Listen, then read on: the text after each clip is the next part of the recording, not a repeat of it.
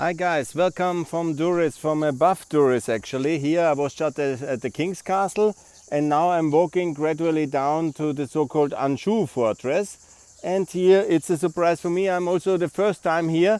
I have a wonderful view over the city and I can show you all the city and I'm really very happy about it. It's like above the castle viewpoint here, an ancient Byzantinian kind of beauty, which here I'm alone here at the lunchtime. Most reasonable people are out of the sun. I'm here and I'm very happy about it, so I can show you the whole city and also call for a better governed Albania, for European Albania, which was promised by both parties.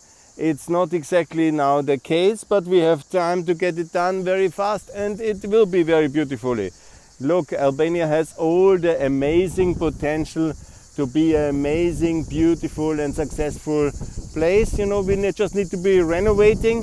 Fighting poverty is of course getting better building standards, reform the municipality and also make sure that business-friendly environment is here from the municipality, it's over there. BFC for Durres, absolutely. Fighting poverty, obviously, very important.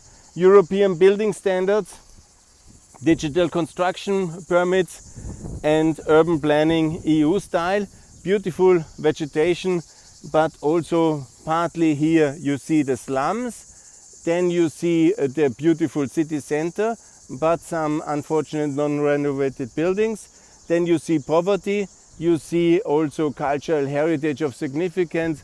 The amazing harbor, these huge buildings which they build now, I think they're going to 40 floors. Then you can see very nicely also the mountains of Albania. This is where behind Macedonia lies, and that's really. And then Tirana on the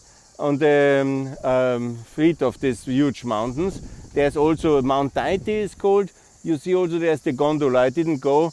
This was where the Bunker Museum is, and up there obviously the road towards Montenegro, and up these hills it's Kosovo with the motorway you have seen. And down there is also the Durres Bay fully until the end of there. And it's one touristic village after another. This main part is a lot of high-rise buildings. And then it's getting into the so-called Čempica Vajas. That you can see very well actually. I don't know if you see it perfectly here. This hill over there is where Caesar and Pompeo supposedly had their big battle to decide the civil war. As I know, the civil war was then later decided in Thessaloniki, but one of the first battles after the landing was over there. Of course, the sandy beach is ideal conditions to fight such a battle at that conditions 2,100 years ago or so. Yes, and then obviously the road to Greece, and beyond these mountains, the other 6 magic bays of Albania, Flora, then the big harbor, Saranda, and then you are in Greece. And obviously here all this maritime potential, and here's the promenade I've showed you already, and you see the whole city here and the harbor, and that will be this Dubai project with 2 billion euro to transform the harbor into something big. Actually it's very needed, as I see also this old ship there, it's quite bad, and you see, but it must be also a commercial harbor. If it's then done in Porto Romano, good.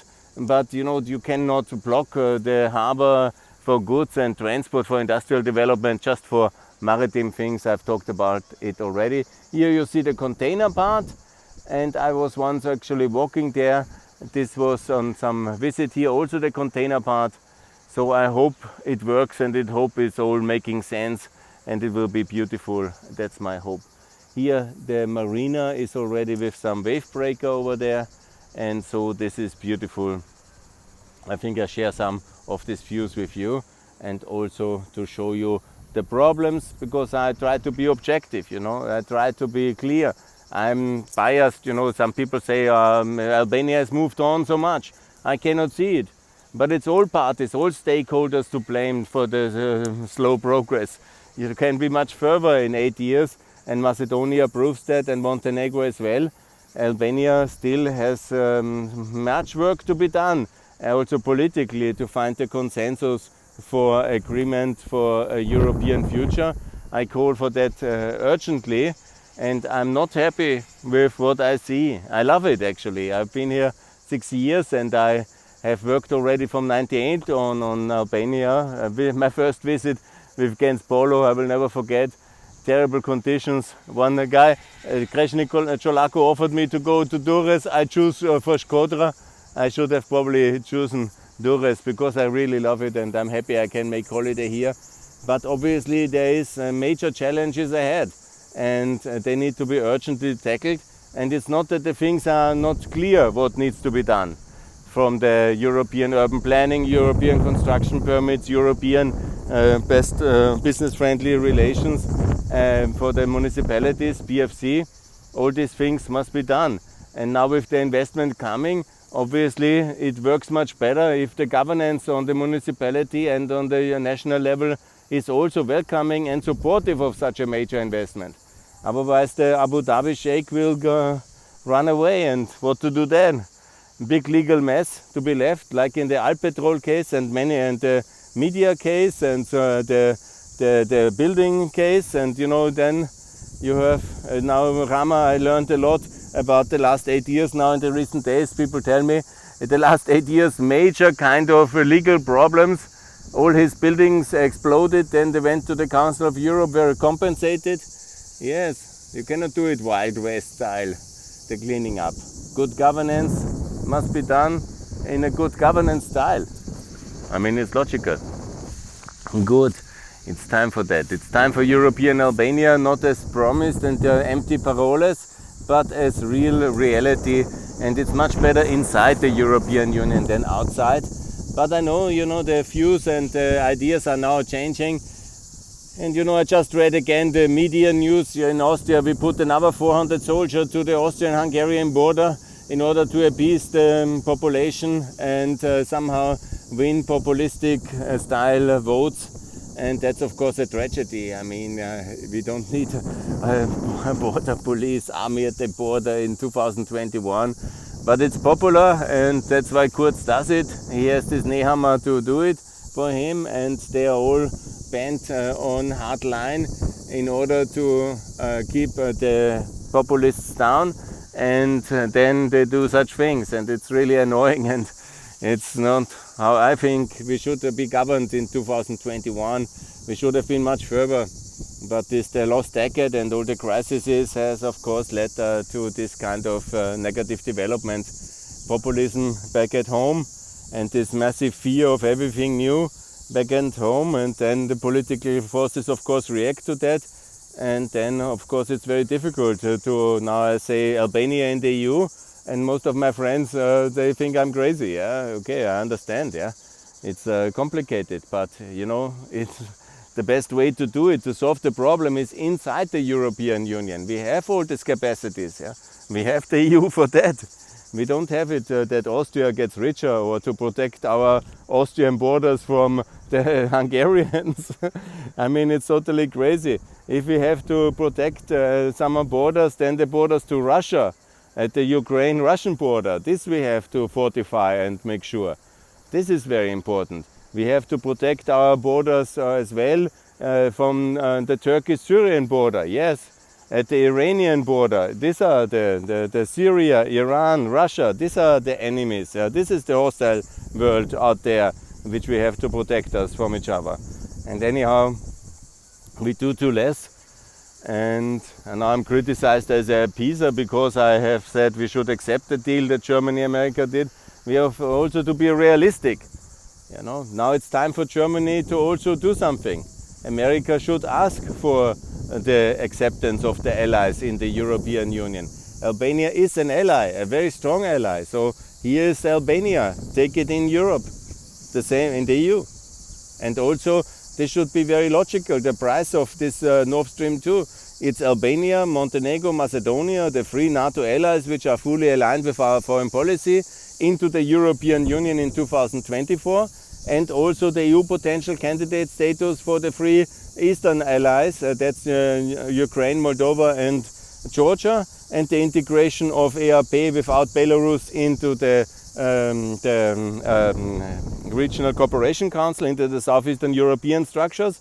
And also, to make it very clear, the euro is a tool for peace, and the euro for Albania, obviously, and the euro for Ukraine, for Macedonia, Bosnia, and for Moldova, Georgia, and then as an offer for peace to Serbia. They reject, okay, that will reject, I understand as well, because they love to manipulate their currency, they are very nationalistic, they want to keep the Serbian dinar. Fine, but we have offered it officially, and then we have all the legitimacy to get Bosnia and Kosovo into NATO 2024, a repeat of the 2004 year. That is what I always refer to. 2024 must be the new 2004. That means basically the big enlargement year with 3 countries in the EU and more countries at least in NATO, at least Bosnia and Kosovo, but optimum Ukraine, Moldova and Georgia as well, so 5. And then obviously we have also the 6 neutrals, and hopefully one of them, at least the Swedish and the Irish and the Cypriots and the Maltese, to join NATO, if not the Austrians and the Irish as well. And so we have this big NATO enlargement here. We have also this big, that would be the optimum, you know. I know maybe the Germans will block everything, but now they got Nord Stream 2. The Americans, you know, and we have Biden now as president. He's the best ever. He's the most pro-European. If it will be Kamala or some governor here from Iowa, you know, whoever will be the next American president, he will be not Biden. Maybe Biden will run again, that would be of course the best. But it will be not a president like Biden, who knows Europe so much, who was supporting Bosnia and Kosovo. I think he is the best ever president for the Balkans we have in America. And so it's now time to get these things done. And the Germans got their pipeline, so now it's time to deliver. And what the Germans easily can do is give up the resistance against unilateral Euroization of Eastern Europe and basically have the euro here in Albania and have it as well in Bosnia and Macedonia, and of course optimum in Ukraine, Moldova, Georgia. These 6 countries. We have also Croatia and Bulgaria now in the Eurozone 2023. And so everything gets very clearly integrated by the currency, by the customs system, and that's the way to do it. Yeah? Of course, if they don't want, they don't want. But if Serbia rejects all these things, okay, we have made the offer. They are not ready to recognize Kosovo, so offer rejected, so fine. And then let's basically take everybody else in and isolate Serbia. Belarus, Serbia, and to partly also Armenia, but there should be a softer line. These are the allies of Russia and not of us.